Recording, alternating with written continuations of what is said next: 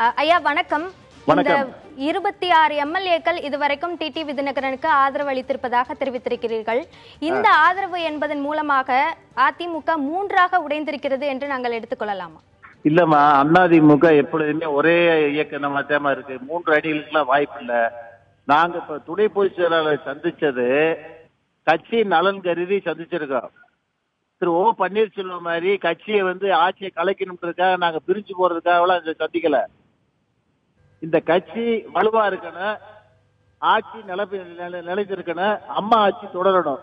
அந்த நல்ல எண்ணத்துல இன்னைக்கு துணை பொதுச் செயலாளர் டிடிவி தினகரன் இன்னைக்கு சந்திச்சிருக்க சட்டமன்ற உறுப்பினர்கள் இந்த எண்ணிக்கை மென்மேலும் உயர்ந்து இந்த கட்சியை நல்வழிப்படுத்துவதற்காக துணை பொதுச் செயலாளர் சந்திக்க வந்திருக்கிறமே தவிர சந்தர்ப்பவாதத்திற்கு மத்தியில் இருக்கிற சில குள்ளநெறி கூட்டத்தை அடையாளம் காட்டுவதற்காகவே இந்த சந்திப்பு நடக்கிறது.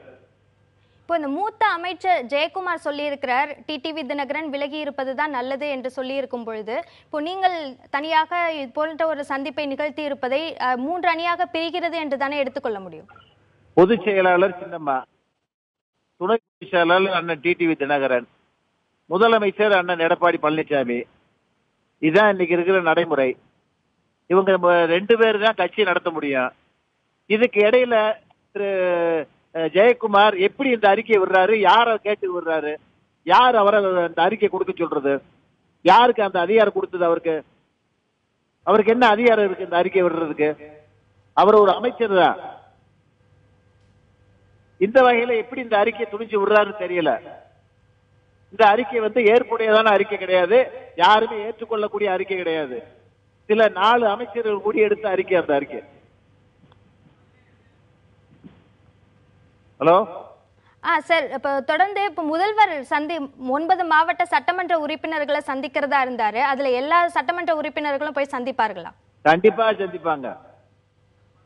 அவங்க கோரிக்கை என்னன்னு, அவங்களுடைய இது நிலைப்பாடு என்னன்றத அவங்க கிட்ட நிச்சயமா முதலமைச்சர் சொல்லுவாங்க. இப்போ ஜெயக்குமார் எடுத்த முடிவு என்பது 17 அமைச்சர்கள் இணைந்து எடுத்த முடிவாகத்தான் சொல்லப்படுகிறது. அந்த 17 அமைச்சருக்கு அதிகாரம் கொடுத்தது எங்க கட்சியில துணை பொதுச் செயலாளர் பொதுச் செயலாளர் தனிச்சிருக்க சொல்லி சொல்றதுக்கு இவங்களுக்கு என்ன அதிகாரம் இருக்கு? இப்ப அதை சொல்லுங்க. எங்க கட்சி பயிலா பிரகாரம் பொதுச் செயலாளர் தான் எந்த ஒரு முடிவு எடுக்கணும். சின்னம்மா இன்னைக்கு சிறையில் இருக்காங்க. இன்னைக்கு துணை பொதுச் செயலாளர் டிடிவி தினகரன் வெளியில இருக்காரு. 45 நாள் அந்த கட்சி இணையம்னு பார்த்தாரு, இணையல. இனிமேல் தான் இணையதுக்கு உண்டான வேலையை பார்க்கணும்னு சொல்றது நல்லதா கெட்டதா? நீங்களே சொல்லுங்க. இப்போ நீங்களே தேர்வு செய்த முதலமைச்சர் சொல்லக்கூடிய கருத்துக்களை நீங்க ஏற்க மாட்டீங்களா? முதலமைச்சர் சொல்லலையே இந்த கருத்து, முதலமைச்சர் சொல்லலையே. ஜெயக்குமார் முதலமைச்சரோட ஆலோசனைக்கு பிறகுதான் இந்த கருத்தை சொல்வதாக தெரிவித்திருக்கிறார். முதலமைச்சர் அந்த அறிக்கையை விட்டுருக்கணும், ஏன் அவர் விடல? அங்கதான் எங்களுக்கு சந்தேகம் வருது. ஆலோசனை பெற்றார்களா பெறவில்லையா என்ற சந்தேகம் அப்பொழுதுதான் எங்களுக்கு வருகிறது. அப்படி முதல்வர் அனுமதி இல்லைன்னா அதற்கு பிறகு எடப்பாடி பழனிசாமி இந்த விஷயத்திற்கு மறுப்பு தெரிவித்திருக்கலாமே, ஆனால் இதுவரை மறுப்பு தெரிவிக்கவில்லை. ஆதரவு சொல்லிருக்கலாம்ல, இந்த அறிக்கைக்கு நான் உடன்படுறேன்னு சொல்லிருக்கலாம்ல, சொல்லலையே. இப்ப முதலமைச்சர் நடத்தக்கூடிய இந்த ஆலோசனை கூட்டத்துல உங்களோட தரப்பு எம்எல்ஏக்கள் கலந்து கொள்வார்களா? நிச்சயமா கலந்துக்கிறோம்மா. எங்களுடைய கோரிக்கையை நாங்க அவர்கிட்ட வைப்போம். நாங்க அது என்ன கோரிக்கை? என்ன கோரிக்கை தான் நீங்க எப்படி இந்த ஸ்டேட்மெண்ட் விட்டீங்கன்னு தான் நாங்க கேட்போம். இப்போ சட்டப்பேரவை கூட்டம் சார்ந்த விஷயங்களை ஆலோசிப்பதற்காக எனும் போது இதுல அதையும் பேசுவோம், அதுவும் வைப்பீங்க? அதுவும் பேசுவோம்.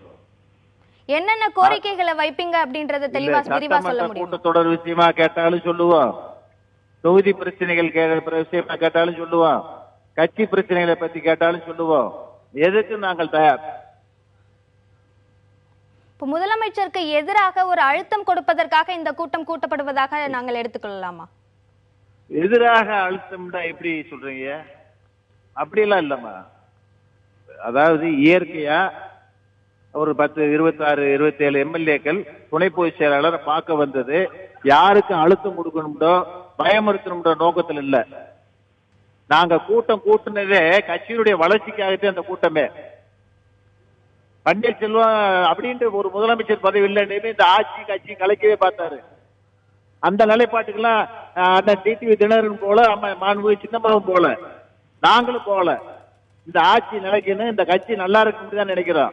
அந்த நிலைப்பாட்டில் எப்படி செயல்பட்டா இந்த கட்சியை நல்வழிப்படுத்தலாம் என்ற நிலைப்பாட்டை பற்றி தான் பேசிக்கிட்டு இருக்கேன் இன்னைக்கு. இப்போ அடுத்ததாக டிடிவி தினகரன் தன்னுடைய இந்த ஆலோசனைகள், இந்த விவகாரங்கள் எல்லாம் நடத்துவதற்கு தலைமை கழகத்திற்கு செல்வாரா? அது ரெண்டாவது. முதல் இந்த கூட்டமெல்லாம் முடியிட்டு பெற பார்ப்போம்.